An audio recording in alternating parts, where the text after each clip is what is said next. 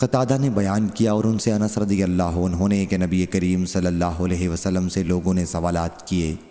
آخر جب لوگ بار بار سوال کرنے لگے تو حضرت صلی اللہ علیہ وسلم ممبر پر ایک دن چڑھے اور فرمایا کہ آج تم مجھ سے جو سوال بھی کرو گے میں تمہیں اس کا جواب دوں گا۔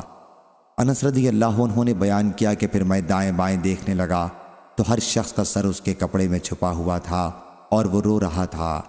آخر ایک شخص نے خاموشی توڑی، اس کا جب کسی سے جھگڑا ہوتا تو انہیں ان کے باپ کے سوا دوسرے باپ کی طرف پکارا جاتا۔ انہوں نے کہا یا رسول اللہ صلی اللہ علیہ وسلم میرے والد کون ہیں؟ فرمایا تمہارے والد حذافہ رضی اللہ عنہ ہیں۔ پھر عمر رضی اللہ عنہ سامنے آئے اور عرض کیا ہم اللہ سے کہ وہ رب ہے، اسلام سے کہ وہ دین ہے، محمد صلی اللہ علیہ وسلم سے کہ وہ رسول ہے، راضی ہیں، اور آزمائش کی برائی سے ہم اللہ کی پناہ مانگتے ہیں۔ پھر حضرت صلی اللہ علیہ وسلم نے فرمایا کہ میں نے خیر و شر آج جیسا کبھی نہیں دیکھا تھا۔ میرے سامنے جنت و دوزخ کی صورت پیش کی گئی اور میں نے انہیں دیوار کے قریب دیکھا۔